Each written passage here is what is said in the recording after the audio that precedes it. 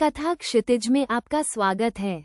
आज हम आपको एक ऐसे सफर पर ले चलेंगे जहां हम इतिहास की गहराइयों में गोता लगाएंगे और भगवान श्री कृष्ण के जन्म और बचपन की उन अविश्वसनीय कहानियों को खंगालेंगे जिनका वर्णन ब्रह्मवैवर्त पुराण में मिलता है। ये सिर्फ कहानियां नहीं बल्कि उस दिव्य चेतना का मिरर है जिसने सदियों से करोड़ों लोगों को प्रेरित किया है। ब्रह्मवैवर्त पुराण, जैसा कि नाम से ही स्पष्ट है, सृष्टि की उत्पत्ति और विकास का वर्णन करता है, लेकिन इसका कृष्ण जन्मखंड भगवान कृष्ण के जीवन के रहस्यों पर प्रकाश डालता है। जरा सोचिए, आज से हजारों साल पहले जब मथुरा पर कंस का अत्याचार चरम पर था, तब एक ऐसी घटना घटी जिसने धर्म और अधर्म की लड़ाई में एक नई दिशा दी।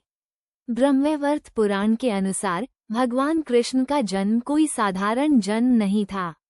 यह उस समय हुआ जब पृथ्वी पाप और अन्याय से बोझिल थी।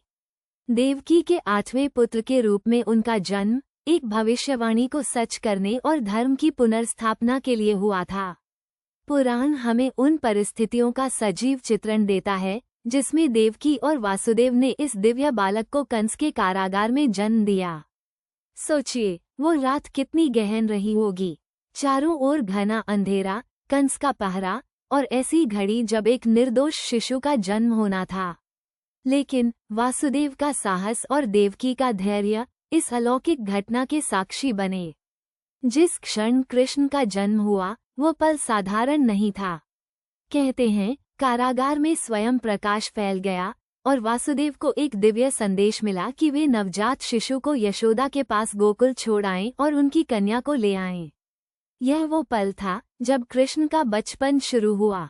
गोकुल की गलियों में माखन चोरी से लेकर कालिया मर्दन तक हर लीला एक अद्भुत कहानी कहती है।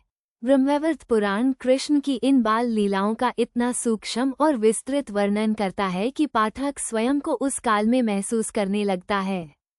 यशोदा का वात्सल्य, नंद का स्नेह और गोपियों का प्रेम, इन सब के बीच बाल कृष्ण की शरारतें, उनकी अद्भुत शक्तियाँ और उनका अनूठा व्यक्तित्व पुराण में बड़े ही मनोरम ढंग से उकेरा गया है। क्या आप जानते हैं, पुराण बताता है कि कैसे कृष्ण ने अपनी पहली ही रात में पूतना जैसी राक्षसी का वध किया, या कैसे उन्होंने अपनी छोटी उंगलियों पर गोवर्धन पर्वत को उठाकर ब्रजवासियों की रक्षा की। ये सब ऐसी घटनाएं हैं जो हमें न केवल एक देव के रूप में कृष्ण से जोड़ती हैं, बल्कि एक ऐसे प्रिय बालक से भी जोड़ती हैं जो हर दिल को जीत लेता है।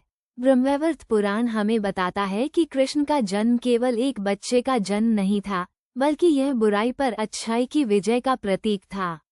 यह उस दिव्य प्रेम का प्रकटीकरण था जो सृष्टि के कण कण में व्याप्त है। जब हम ब्रह्मवैवर्त पुराण के इन ऐतिहासिक आख्यानों को पढ़ते हैं तो हम पाते हैं कि ये केवल पौराणिक कथाएं नहीं हैं। इनमें जीवन के गहन तत्व छिपे हैं, प्रेम, त्याग, साहस और सबसे बढ़कर धर्म का पालन। कृष्ण का जन्म और बचपन हमें सिखाता है कि कैसे विपरीत परिस्थितियों में भी आस्था और ईश्वरीय कृपा से हर चुनौती का सामना किया जा सकता है। तो अगली बार जब आप कृष्ण की कथाएं सुनें तो याद रखिएगा कि आप केवल एक कहानी नहीं सुन रहे हैं, बल्कि आप उस दिव्य इतिहास का एक अंश अनुभव कर रहे हैं जिसे ब्रह्मवैवर्त पुराण ने सदियों से सुरक्षित रखा है। कथा क्षितिज के साथ बने रहिए, क्योंकि हम लाते रहेंगे आपके लिए ऐसी ही ज्ञानवर्धक और मनोरम कहानियाँ।